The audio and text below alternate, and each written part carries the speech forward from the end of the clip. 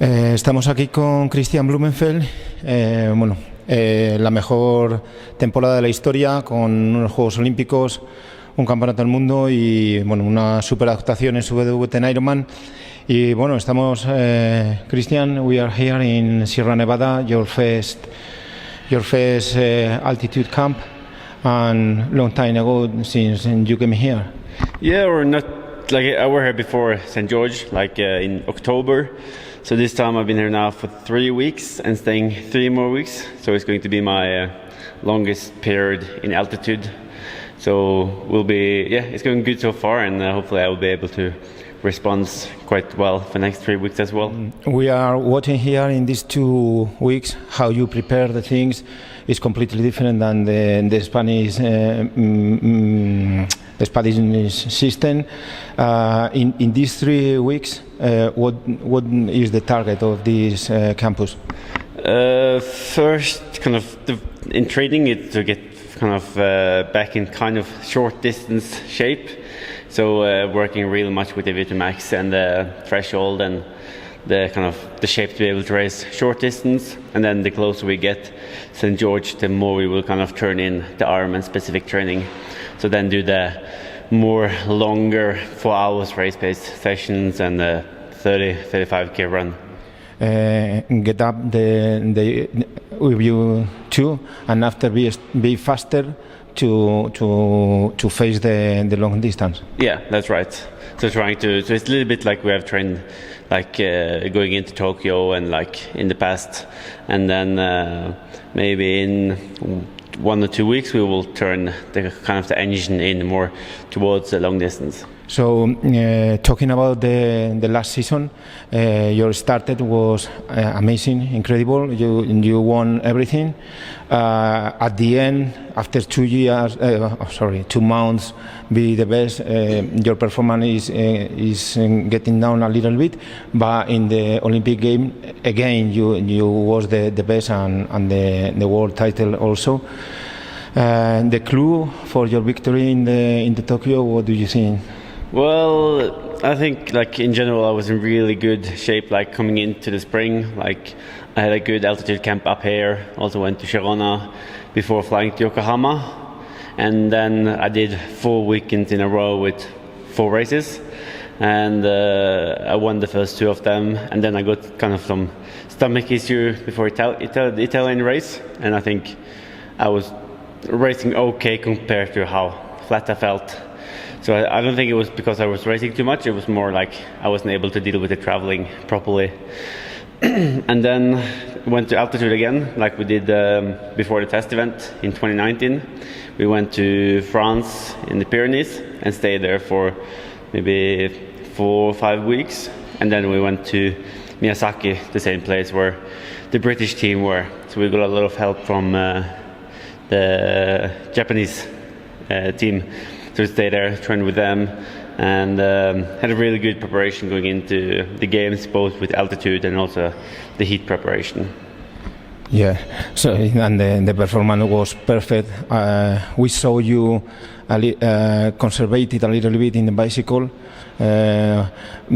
Important guys coming from behind, but you was very confident in your run and. It was unbelievable. Yeah, especially after the lead when Alex ran away from me with a minute, and also Hayden Wild did his first race in 2 years, and he was also racing quite strong the first half of the run. So I knew that if I wanted to win in Tokyo, I had to be able to really put together a 10k run. So I was on the swim, I knew that Alex and Hayden was around me, or maybe even a little bit behind, because I was starting next to them on the pontoon. And on the bike, I was just trying to stay up front without taking the win, but in second, third, fourth position, and managed to get through the bike relatively rested. And then on the run, it was more waiting until the last lap in the last 2k, and I was a little bit worried halfway through on the run, because after 5k normally it's less people up front, but I think we were still 6, 7, 8 guys. So then I was kind of a little bit concerned, but then on the third lap when we managed to get the gap down to Johnny and we suddenly had like a medal each in our pocket, then it was kind of okay, now I am in the race where I wanted to be. So you think it was your best 10K of your life, include without triathlon? Yeah, for sure. Like I guess Hayden and Alex has probably been or never been in that kind of shape before as well, or like it is that day everyone is trying to peak for and being the best version of themselves. So to be able to bring it home in a kind of a 10K run race, yeah, it was very cool. Next performance in Ironman 70.3 world champion. You was one of the favorites. You was in the front, but mechanical problems. You lost the race, and you have a good lesson, no, for the young people still going on in the race. Why you did this? Well, yeah. So with like 20K to go, I had some problem with my front wheel and the brakes. So I was ending up having to. I tried to fix it, but like I couldn't fix it because I needed a new wheel. So stood there for like 8 minutes, and then the race for the podium was over. But I still could kind of get a good training day out of it, because I knew that if I just went back home, I would have to put on my running shoes and go out for a run. And it's better to do it in a race with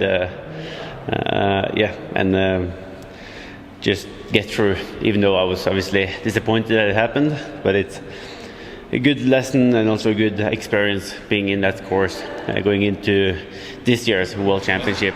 And you were stronger, mentally you were stronger. Yeah.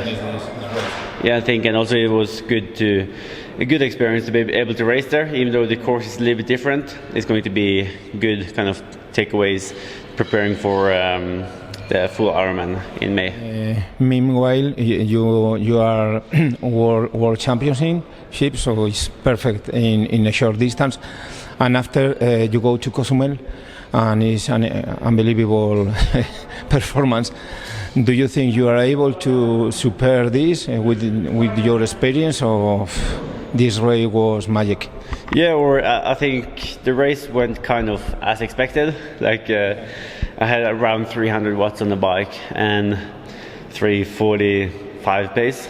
So that was kind of what we were training for up here in Sierra Nevada. Actually, I did the same numbers on the towboat and on the treadmill and track. So I knew that if I were able to do it up here in altitude, I should be fine to do it down at sea level, as long as I did the heat preparation well. So I think with another 7 months of preparation from Cozumel to St. George, I think I can be stronger and hopefully going into sub 7 as well. Actually, you are the favorite. You and your mate Gustav, and all people like Frodeno also is favorite. Javi is working different, so he's five world titles. You scared that the people say the Norways are favorite, or you think you are strong enough to face this? No, I enjoy it. So I think it's cool that both me and Gustav have proven over the long distance that we can really perform in the Ironman distance. So I think that's how it should be. With the experience in Cozumel, the tactic, I suppose, is going to be the same. I think the circuit is hardest. It is harder in St. George, but it's a very different kind of race, because in Cozumel I was just kind of going my pace. But in St. George you have Jan, who's probably will have to impact the race a little bit, and also Gustav might come from behind, and so people will maybe try to bridge away or break away or like do some damage on the bike. So it can be a different way of racing. Coming to St. George, how is going to be the strongest weeks? I mean, in volume and sessions of training. I guess. So if you go backwards from the race, I will go to St. George 3 weeks before the race. So maybe 6, 5 and 4 weeks away from the race is going to be the toughest one, and maybe even the third week away from the race, and then I can kind of start peaking or going down on the volume the last 2 weeks. And the volume, for example, is 35 hours a week, or? Yeah. And also like I'll probably do at least 1 or 2 sessions a week where I do almost the full Ironman distance, like 3 or 4 hours race pace on the bike, and then 35k on the run. It's incredible how it's changing the long distance. The level is high up very much. And in the last one, you have a strong staff around you.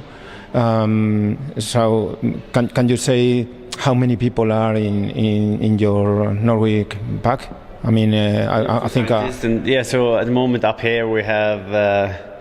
We have team from like the core body sensors that measure like the normal core. We're using it a little bit different way. So normally now I'm wearing 3 24/7. I just swap them now before the swim to try to get some more understanding of what's happening inside the body, and also having VO2 Master up here helping us with the oxygen mask and see if we can develop it even further and use it maybe in a different way. And that's it. And also we love Alexander Bu, the coach. The result is evidence that you have a great team around you. Okay, good luck for St. George, and I guess the best for you and your team. Thank you very much.